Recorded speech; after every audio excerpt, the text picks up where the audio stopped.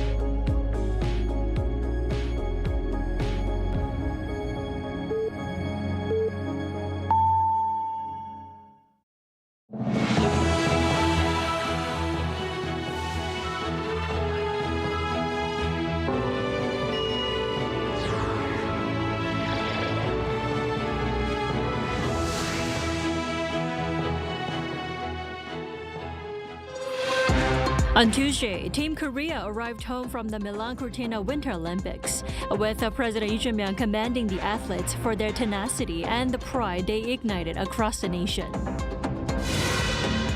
The National Assembly may be entering its longest ever plenary session, with the opposition triggering a filibuster to block a number of controversial ruling party-supported bills. U.S. President Donald Trump's new global tariff went into effect at 10% after the Supreme Court struck down much of his broad import tax program last week. South Korea's winter sports heroes have officially returned home after competing at the 2026 Milan Cortina Winter Olympics. Officials and fans gathered to congratulate the team and honor their efforts as the Ministry of Culture, Sports and Tourism hosted a welcoming ceremony. Our Jung Hae-rim was there. Flight KE928 from Milan arrived at Incheon International Airport around 4 p.m. local time on Tuesday, bringing home the main Milan Cortina Winter Olympics delegation of 53 people. Athletes walked through the arrival gate to cheers, applause, and homecoming banners, marking the end of their Olympic journey. This returning group contained some of the nation's most followed ice athletes, including 14 short track speed skaters, 11 speed skaters, and 4 figure skaters. A grand welcoming ceremony was held at Terminal 2 to celebrate their arrival. South Korea's Culture Minister Choi Hee-young Alongside Korean Sport and Olympic Committee President Yoo Seung-min was on site to personally greet the delegation. Choi presented flowers to the head of the delegation, Lee Soo-kyung, and delivered congratulatory remarks. Every hard-fought moment has given young, aspiring athletes new possibilities and courage for the future. I would like to extend my deepest respect and gratitude to all the national team athletes and officials. During the results report, he announced that South Korea wrapped up the games with 3 gold, 4 silver, and 3 bronze medals. She highlighted a historic milestone, declaring South Korea the first Asian country to hold Olympic gold medals across ice, snow, and sliding sports. In the athlete interviews that followed, short track gold medalist Kim Gi-lee drew laughter from the crowd when asked about her special ride home, a Lamborghini SUV provided as a nod to her racing nickname, Lamborghini. I am so thankful and happy that so many people welcomed us as soon as we arrived in Korea. I'm thrilled that my nickname led to such a special connection. It's my first time riding a car like this, so I'm really curious and can't wait to get in. Officials say they will continue supporting athletes as they prepare for future international competitions. Tuesday's ceremony marks not just a celebration of results, but a recognition of the athletes' hard work and commitment. 정혜림, Arirang News. And President Lee Jae-myung also expressed his appreciation to South Korean athletes and staff who competed at the Winter Games during today's cabinet meeting. Our Blue House correspondent Song Yu-jin has more. Tuesday's cabinet meeting at the Blue House opened with a round of applause for Team Korea at the Milan Cortina Winter Olympics. 우리 격려의 박수 한번 부탁드릴까요?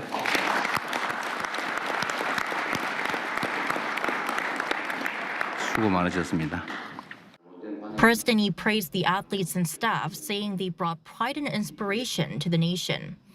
At the same time, he called for measures to make it easier for the public to watch such major sporting events. 과거 국제 대회에 비교하면 사회적인 열기가 충분히 고조되지 못했던 아쉬움이 있습니다. 국제적 행사에 대한 우리 국민들의 접근성을 폭넓게 보장하는 제도 개선이 필요합니다. Lee's remarks appeared to refer to cable network JTBC's exclusive domestic broadcast of the Games.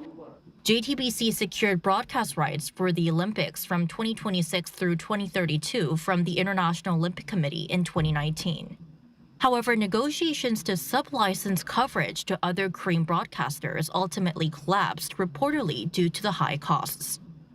The president also touched on tourism, noting a surge in international visitors during last week's Lunar New Year holiday.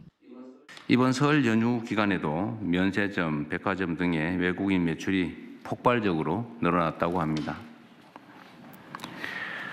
이런 흐름을 우리 관광산업의 질적 도약의 발판으로 삼아야 되겠습니다. Lee, who previously described tourism as a key driver of economic growth, urged his cabinet to address the heavy concentration of visitors in Seoul, which accounts for roughly 80% of inbound tourism. He suggested region-specific travel programs and stronger action against chronic problems such as price gouging and aggressive touting. This comes as the government aims to attract 30 million inbound tourists annually. The Culture Ministry estimates that a record 18.7 million traveled to South Korea last year. President Lee is expected to soon chair the National Tourism Strategy meeting, which could be held as early as this month. Currently presided over by the Prime Minister, the meeting coordinates tourism policy across government ministries. Lee's participation will mark the first time in 7 years that a sitting president has attended. Song Yu-jin, Arirang News.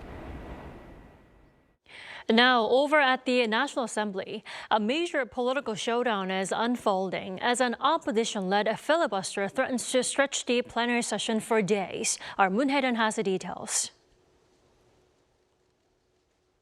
South Korea's National Assembly is heading into what could be its longest plenary session after an opposition-led filibuster was triggered by a series of controversial bills backed by the ruling party.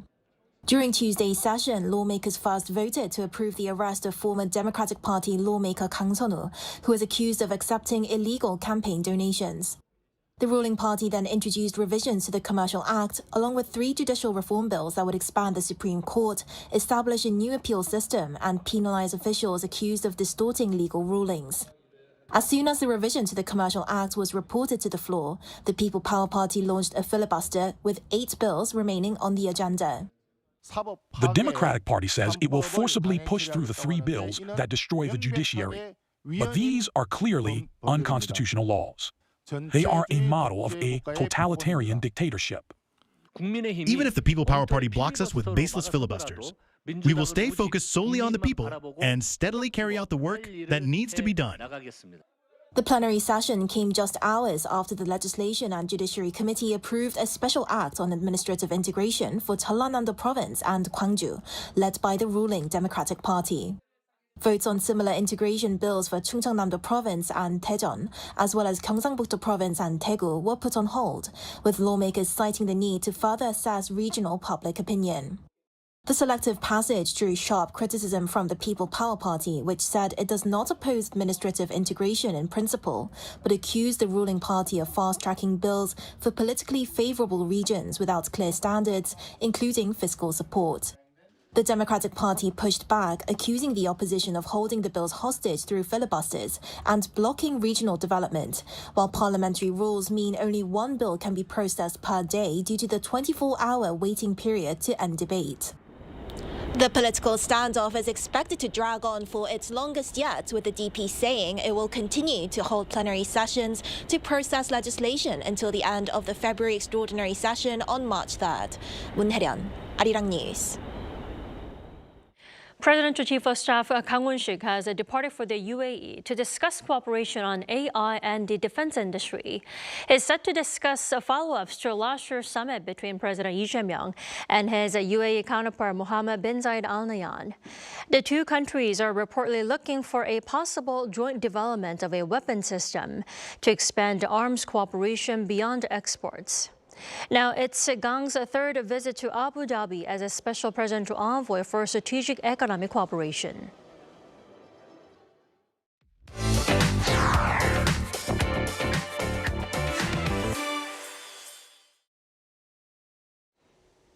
South Korea's local elections on June 3rd will be a critical point for South Korea's both ruling and main opposition parties, marking the first nationwide elections since the launch of the Lee Jae-myung administration. With around 100 days to go, we have our political correspondent An Sung-jin to discuss how the political situation is unfolding and what processes are left. Welcome back, Sung-jin. Thanks for having me, Dami. So, Sung-jin, what are some of the major issues shaping the elections, and what are some of the major battlegrounds?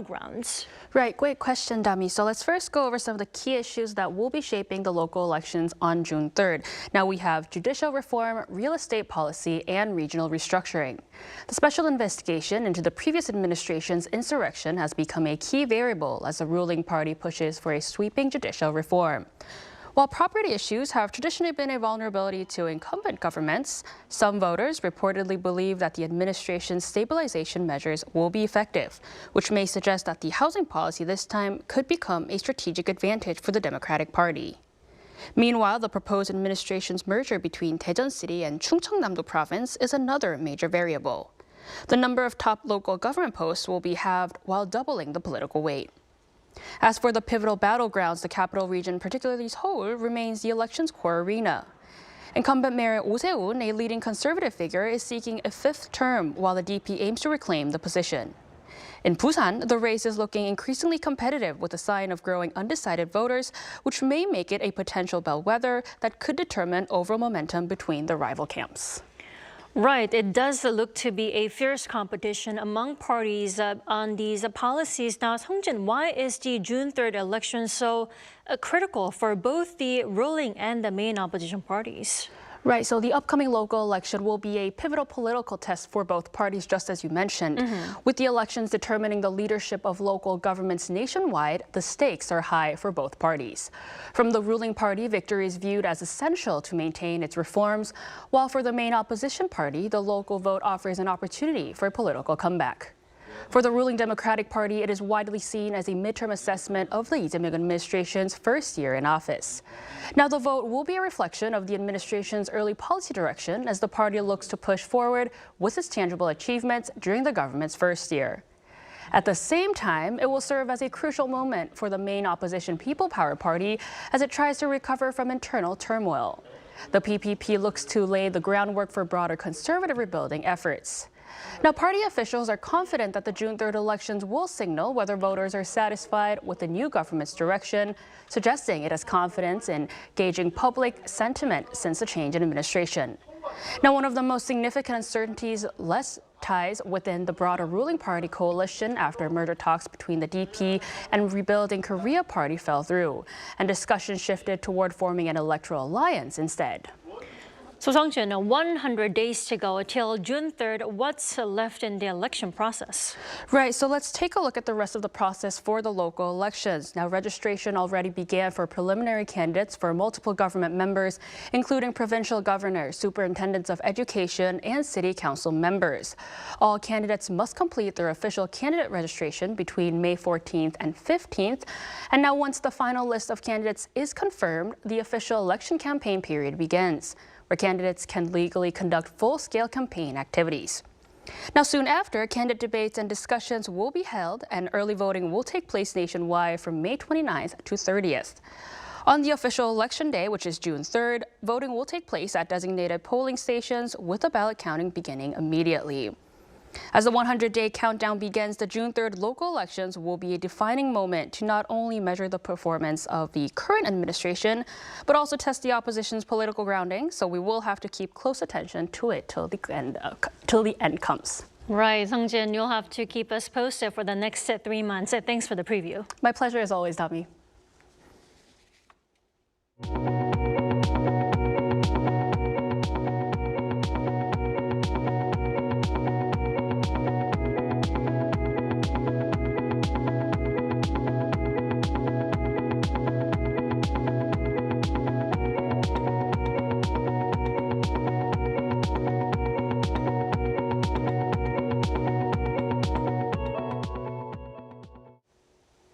The Trump administration's new 10% global tariff has officially taken effect as of Tuesday, 2:01 p.m. Korean time.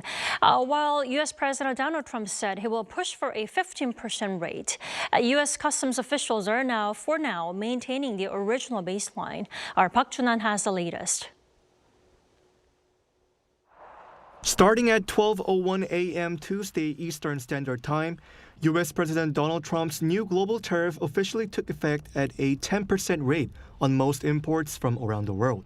This is 5 percentage points below the 15% rate President Trump announced over the weekend for all trading partners. Following a proclamation signed late last week under Section 122 of the Trade Act of 1974, the provision authorizes the president to impose temporary surcharges of up to 15% for a maximum of 150 days to address serious U.S. trade deficits or balance of payments imbalances without prior approval from Congress. Trump's move came as a direct response to last Friday's Supreme Court decision, which struck down many of its earlier reciprocal and country-specific tariffs imposed under the International Emergency Economic Powers Act, ruling that the president had exceeded his authority. As a response, Trump on Friday initially proposed a 10% global tariff. But just 1 day later, citing the need to counter unfair trade practices, he raised the tariff rate to 15%. However, just hours before the imposition of 15% tariff, U.S. Customs and Border Protection issued guidance to importers confirming the initial 10% rate applies for now. The global tariff does not apply to certain critical categories such as energy products, pharmaceuticals, and key agricultural goods, among others. In response, China's Ministry of Commerce has urged the U.S. to revoke unilateral tariff measures and refrain from imposing new ones, while expressing willingness to engage in candid consultations during the upcoming 6th round of economic and trade talks between the two countries. Meanwhile, the Wall Street Journal reported that the Trump administration is considering new national security tariffs under Section 232 on key industries. These include large-scale batteries, cast iron and iron fittings, plastic piping, industrial chemicals, and power grid and telecom equipment. The shift to item-specific tariffs is seen as the administration's key alternative strategy since the Supreme Court ruling left Trump's existing sector-based tariffs under Section 232 untouched. White House officials and the U.S. Trade Representative have indicated that adjusted tariff measures may come in the future. 박준환, Arirang News. Now, over in North Korea, the regime's 9th Workers' Party Congress entered its 6th day on Tuesday. And as of yet, there have been no messages directed toward Seoul or Washington. Meanwhile, though, the sister of the regime's leader, Kim Yo-jong, was promoted to a department head within the ruling party. Park Kwon-woo has more.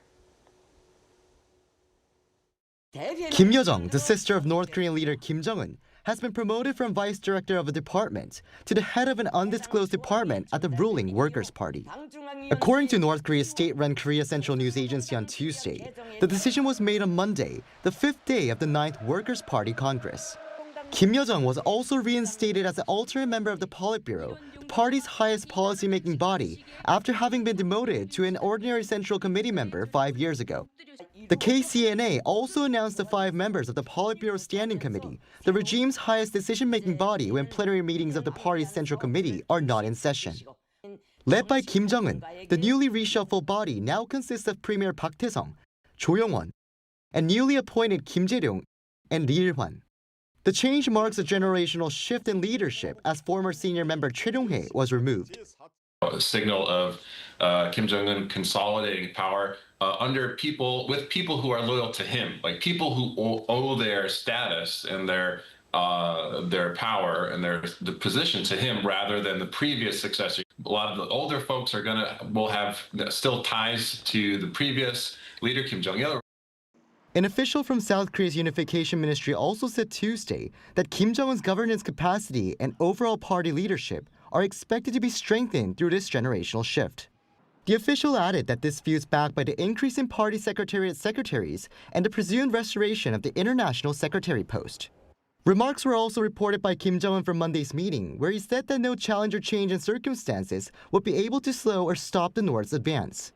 No specific messages were issued regarding external policies towards South Korea or the U.S., as his remarks focused largely on domestic issues.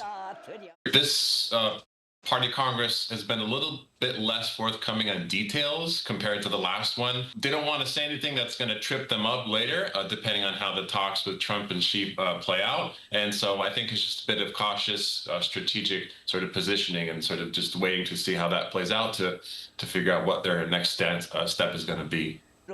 Meanwhile, the current party Congress has now entered its 6th day, while the previous session lasted a total of 8 days.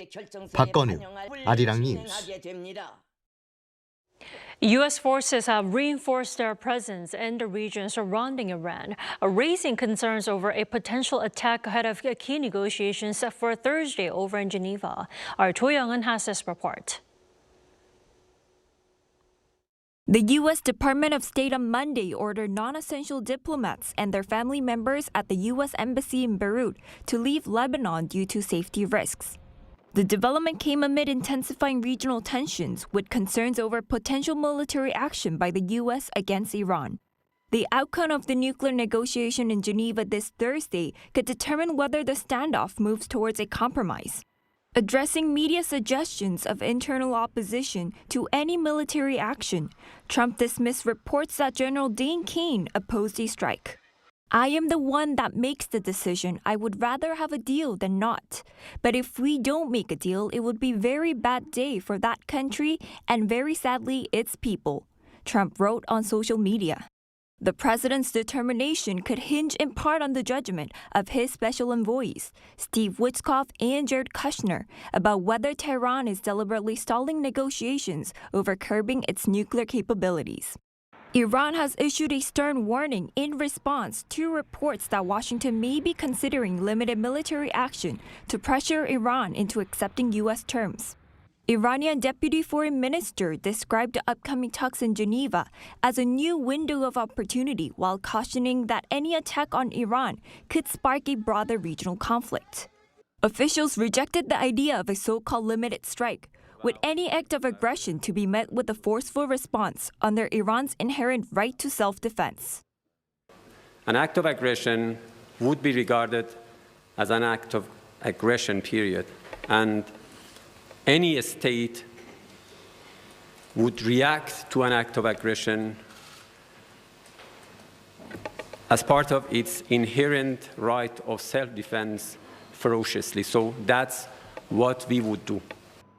The upcoming round of negotiations is expected to focus on Iran's uranium enrichment levels and the potential easing of sanctions, as both sides face mounting pressure to choose between diplomacy and confrontation. 조영은, Arirang News.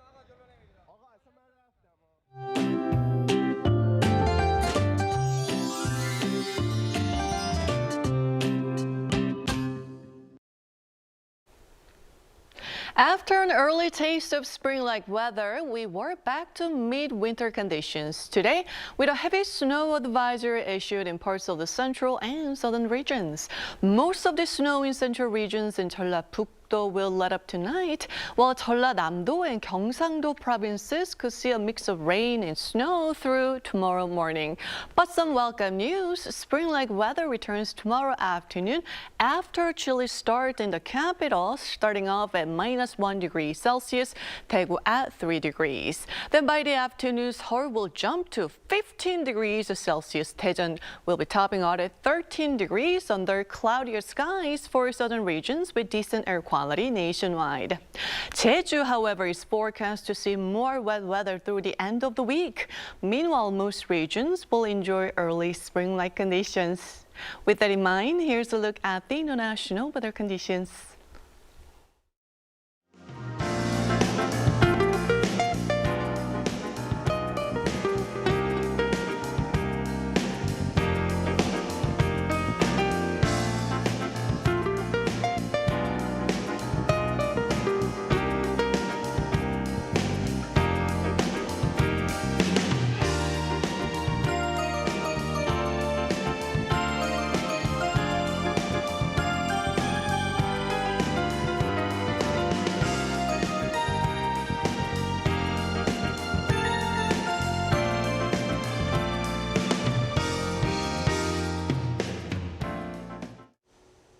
That is all we have for tonight. I'm Kim Dami. From all of us here at Arirang, thanks for watching and good night.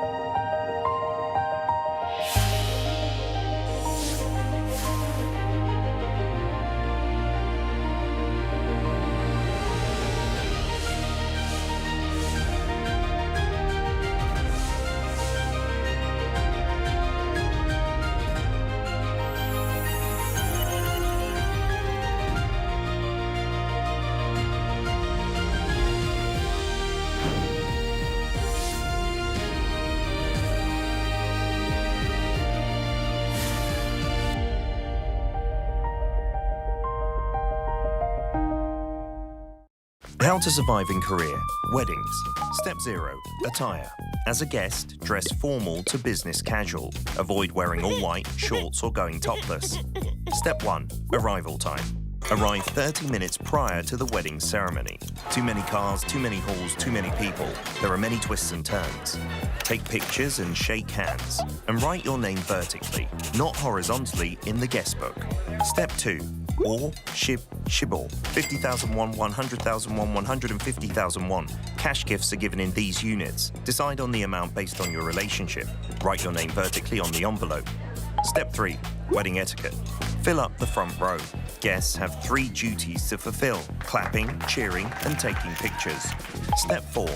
Dining. Take off your jacket. This will be your seat from now on. Start with the not your everyday delicacies. Kalbijjim. Yes. Bosa. Yes. Chili shrimps. Definitely yes. Kimbap. Yeah. Only if you can't live without it. No need to pile up food. You have more than one opportunity. Did you survive the wedding? Wait, did someone catch your eye? What are you waiting for? You're looking fine today.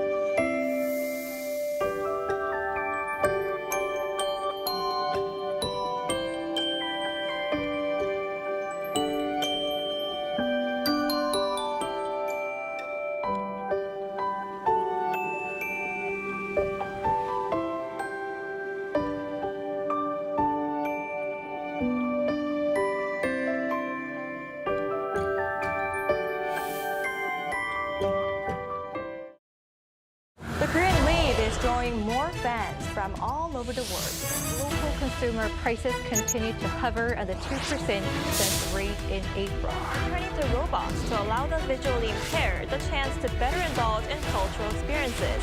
Like the number of hybrid cars are registered in South Korea has surpassed 2 million with this locally developed Yuri rocket.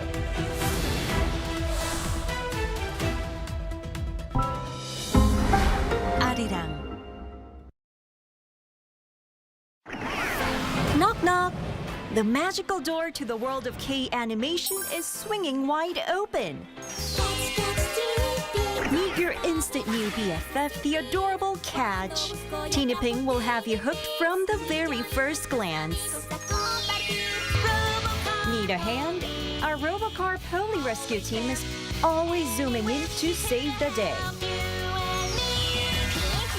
How about tagging along on Pinkfong and Pal's super exciting quest to reclaim their lost magic?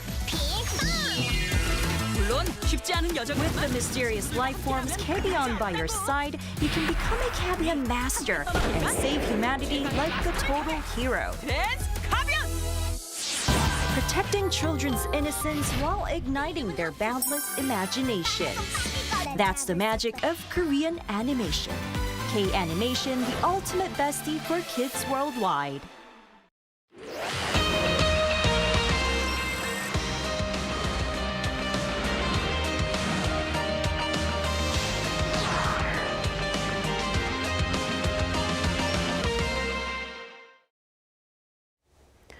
Welcome to Within the Frame, where we bring the most pressing issues across the globe into focus. I'm Kim Mo-gan.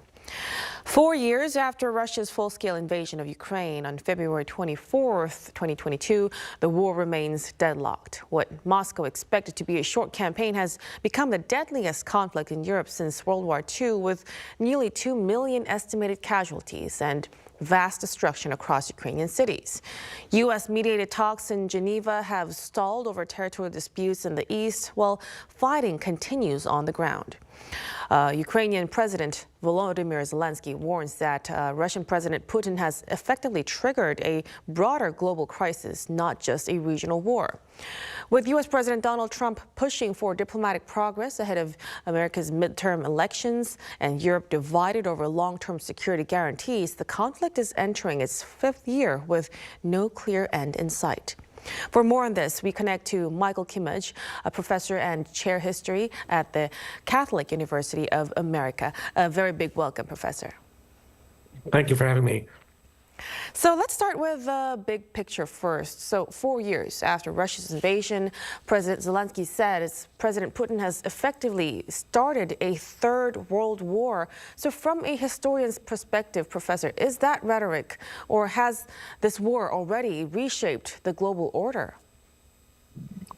Well, I'll start with the last part of your question first. I think it is fair to say that this is a war that has reshaped global order. It's created a new relationship between Russia and China.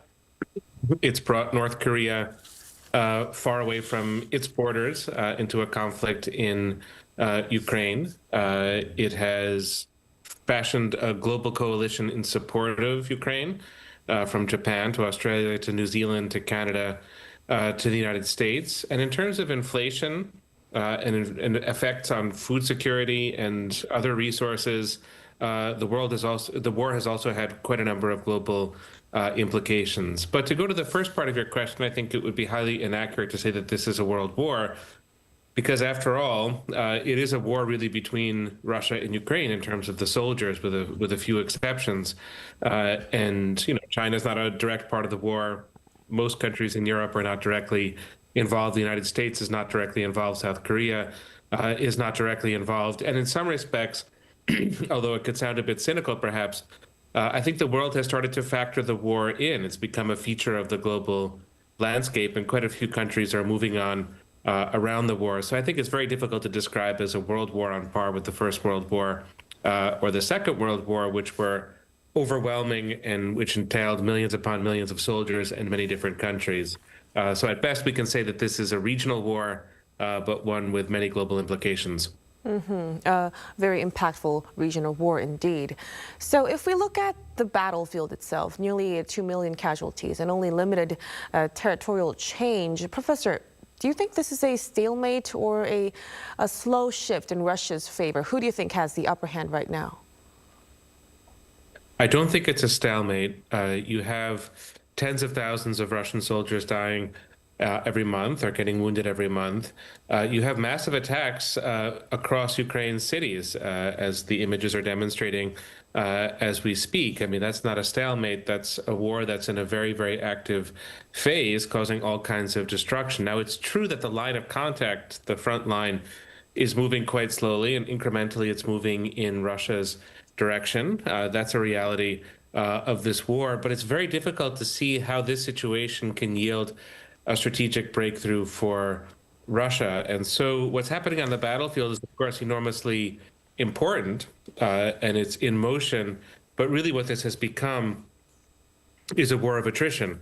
And wars of attrition focus on the political economy of the countries involved, and one can have two separate conversations. Ukraine is making do with assistance from Europe, financial assistance. Ukraine is struggling, but not economically in a state of catastrophe. Russia is, of course, more insulated from the war than Ukraine is, but Russia's economy is beginning to deteriorate. But in a sense, that's the more consequential battle, is to battle to see which side of this war can sustain it longer. I guess the very definition of a war of attrition. So at the same time that we need to focus on the minute territorial shape and configurations and shifts on the battlefield, we need to pay equally close attention to political economy in both countries.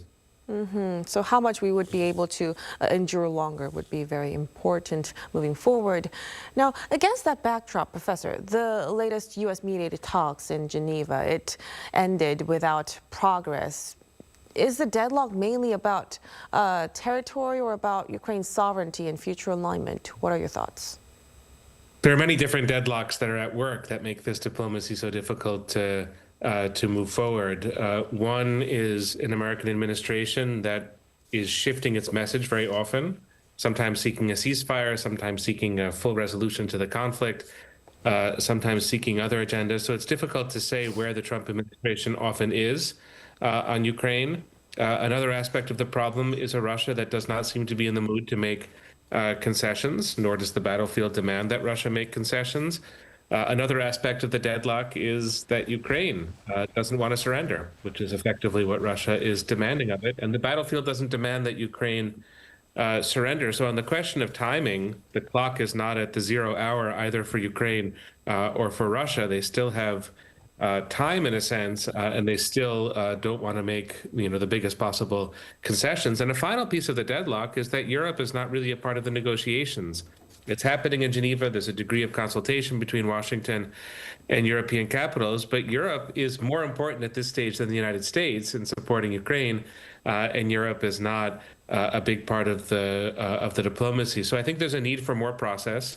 There's a need for both Ukraine and Russia to be more ready to negotiate, and there's a need for Europe to be at the table in the negotiations. I think when we see all of those pieces come into place, we can speak about a negotiated settlement to this conflict, but I suspect and fear that we're months, if not years, away from that point. So we would have to see a lot of more willingness from Ukraine, Russia, and the United States as well. Now, when we stay with the territorial issue, Russia wants Ukraine to give up parts of Donbas, and Zelensky says that would divide the country. So historically, do you think territorial concessions could bring lasting peace or just merely delay the next conflict? Yeah, I think there is an example. There are precedents, certainly in this part of the world, for territorial concessions to be parts of peace deals, lasting settlements even. You know, the Soviet Union controlled a lot of Ukraine's territory after 1945. That, was a kind of lasting peace, although it was one that was imposed upon Ukraine. And that's been a very typical story in Eastern and Central Europe, that different countries at different times have imposed order and peace, often with a lot of discontent under the surface. But I would focus in this case on a particular problem that Ukraine faces that's really non-negotiable for Ukraine. And that's not ancient history for Ukraine, it's recent history. So in 2013, 2014, there was a revolution in Ukraine. In February 2014, Russia annexed a very important piece of Ukrainian territory, Crimea, and also moved its forces into eastern Ukraine, or the Donbas. And although this was never fully accepted, never legally accepted, it was not contested in any big way. Russia stayed on that territory from 2014 onwards. And the problem is that Russia invades in 2022 from that territory. So I don't think that Ukraine can forget about that or consider that point to be modest or sort of up for grabs in these conversations. If Russia takes a bigger piece of Ukraine's territory, Ukraine has to calculate and reckon with the reality that Ukraine could be invaded from that territory in the future. So although it might seem like Ukraine is being stubborn and Ukraine is in a position where it needs to make compromises, that theoretically is true. For Ukraine to compromise on territory is an extremely difficult thing to do, exactly because of these historical precedents. They're quite daunting for Ukraine. Right, a very complicated situation we're facing. But when it comes to, progress in terms of concessions, you've mentioned a while ago that Washington's willingness is also very important. But as of now, President Donald Trump, he's pushing for progress ahead of America's midterm elections. How much exactly do you think American domestic politics could shape these negotiations? I think President Trump is very free when it comes to domestic American politics. I think a lot of Americans, a lot of people all over the world, like the sound of peace, and they like the sound of finishing the war and getting it over with. In a sense, who doesn't look at this conflict and want that kind of outcome? But I don't think most Americans are particularly specific or precise about what they want in Ukraine and what they would think of as permissible or impermissible. When you look at polling data from the United States in terms of public opinion, it's about 65–70% feel strongly supportive of Ukraine, and very few Americans are supportive of the Russian war effort. So that's a general point that President Trump has to deal with. If he can deliver some kind of settlement, I think that would be fine for the American population. If he can't, that's the status quo, and I think the American population can live with that. But let me back up to your earlier question and connect it to this question. I think what's going to be very difficult, not with public opinion perhaps, but with the U.S. Congress, is for the United States to formalize any kind of deal that hands territory from Ukraine to Russia. I don't think that President Trump has a problem with that. He wants to get to the finish line. He wants to do this fast. He doesn't mind doing it in a messy way if that's what he has to do. But the U.S. Congress is not going to allow a deal or let it pass forward, and treaties do have to be passed through the Congress, is not going to be a party to that if Ukraine is forced to give up parts of its territory legally to Russia. So there are constraints in American domestic politics, and they come not just from Democrats on Capitol Hill in the United States, but they come also from Republicans. This is one area, you see more and more of these, but this is one area where President Trump has not won over his party. So there is a real limitation. But what about when it comes to security guarantees? President Zelensky says a security guarantee must go through American Congress as well. In today's divided American politics, how reliable could these long-term American commitments be? I don't think Congress is exactly the problem here. I think Republicans are quite pro-Ukraine. Democrats certainly are pro-Ukraine. And I don't think Congress would mind voting on some version of security guarantees for Ukraine. If the White House would put that before them, I think that there would be real support. Of course, you don't need all Republicans. You just need some. and then it would work. But let's be sober and honest about the situation. The transatlantic relationship is not in the best of shape. We've had recent conflicts between the United States and Denmark. Denmark is a NATO ally of the United States over Greenland, and President Trump has threatened or claimed that he will make Canada the 51st state of the United States. Canada, of course, is also a NATO ally of the United States. And I think there are deep concerns throughout Europe and in American alliances in Asia as well. There are deep concerns about how credible any of President Trump's commitments are to security and to alliances and to cooperation. So, a security guarantee on paper is one thing, but you really need a White House behind it that's going to back it. And I think for Ukraine, for Europe at the moment, even if they would get the verbal agreement, I think it would be very hard to believe that this is truly a security guarantee for Ukraine coming from the Trump White House. But Professor, when we look a little bit outside of America, you've mentioned that Europe's say should be heard more, but Europe appears to be a little bit divided. Some support deeper military involvement while others are hesitating. What do you think does that kind of split tell us about Europe's long-term security posture? I think you can tell two stories about Europe. And the second story, I think, is the more significant one, but I'll start with the first. And the first is the typical story of Europe. It's always difficult to know what exactly Europe is. The European Union and the NATO alliance are not exactly the same countries. You have countries like Switzerland and Austria and others that are not a part of NATO. And, not every country is a part of the EU. You have Slovakia and Hungary in Europe at the moment that are sort of Russia-friendly. You have Scandinavia, the Baltics, and Poland that are concerned about Russia and want to see tougher policies. And then you do have differences in threat perception and, sort of attitude and posture throughout Southern and Western Europe. And so that's not easy to coordinate. And there isn't one person in one institution. There's no European army, and there's no one diplomat who really commands the authority of Europe on the international stage or with the Ukraine crisis. And so that's the challenge. But the second story is a different one. It's sort of looking a little bit beyond some of these differences. I don't want to say they're superficial, but they are to a degree on the surface. And what you see is a Germany that has recommitted itself to defense in a way that has not been there since 1945. Germany is going to spend over $500 billion on defense in the coming years. And Germany is the kind of motor or engine of Europe. Lots of countries in Europe are increasing their defense expenditures. Lots of countries in Europe are cooperating in terms of technology, defense industrial production with Ukraine. And in that sense, Europe, and we've seen this time and again over the past 12, 13 months, Europe does not necessarily have to listen to the Trump White House on Ukraine. If Europe feels that the Trump White House is going too fast and not behaving responsibly, Europe can develop its own policy because it is gradually and structurally supporting its policies with big investments and expenditures in defense. So Europe is changing. It's not completely unified. It's not completely organized, but it's giving itself more agency in this war, in this conflict. We'll see that first on the battlefield, and I suspect we'll see that over time on the diplomatic side as well. Now, we also hear about NATO's Pearl Support Program and South Korea. Russia has, in fact, warned that South Korea, Russia has warned South Korea against joining this NATO's Pearl Support mechanism for Ukraine. How would Seoul read into that warning, Professor? Well, Russia makes a lot of threats, usually directed toward the United States.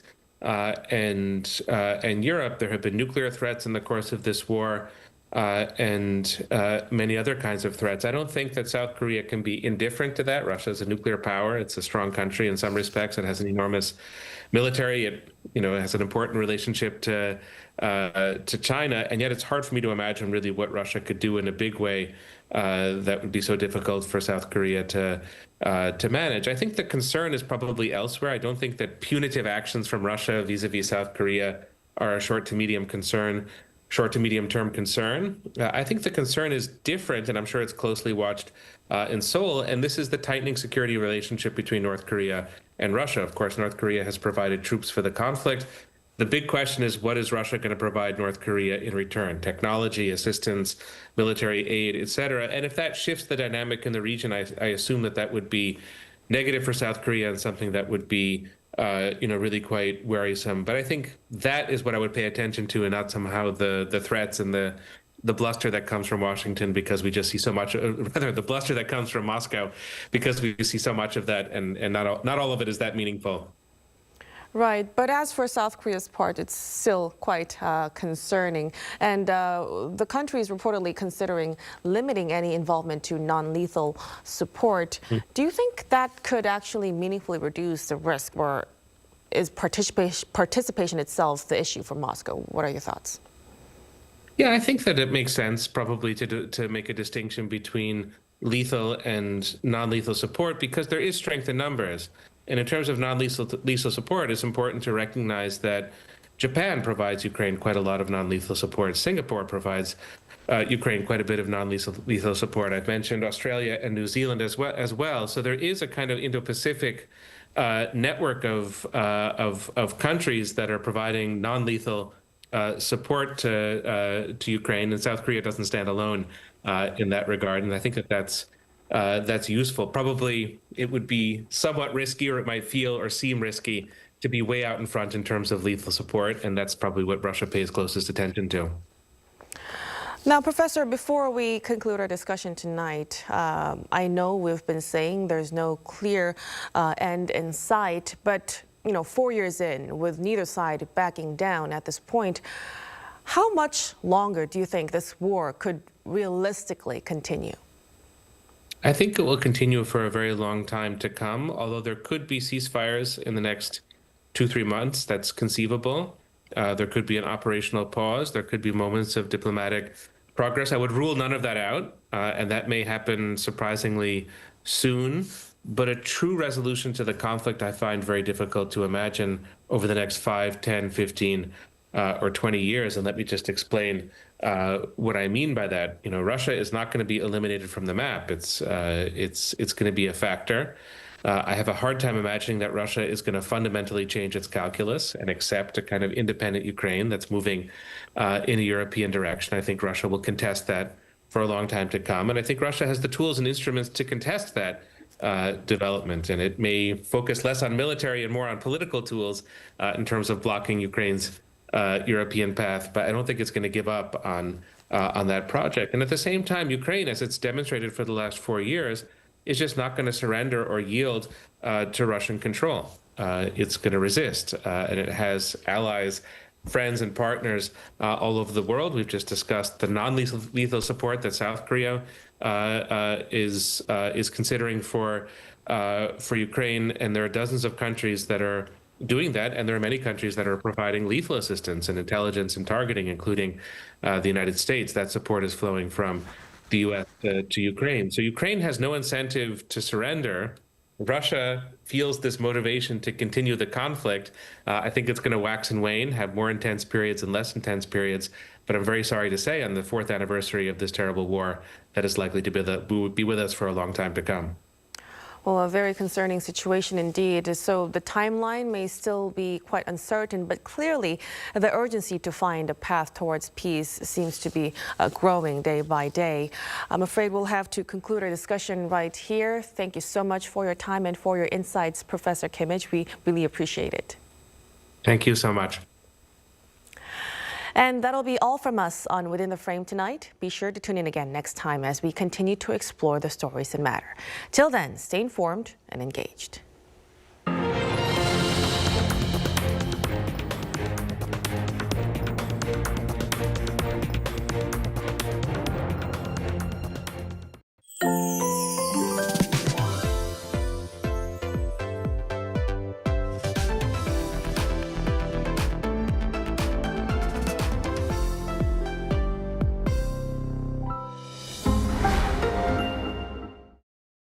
Yeah.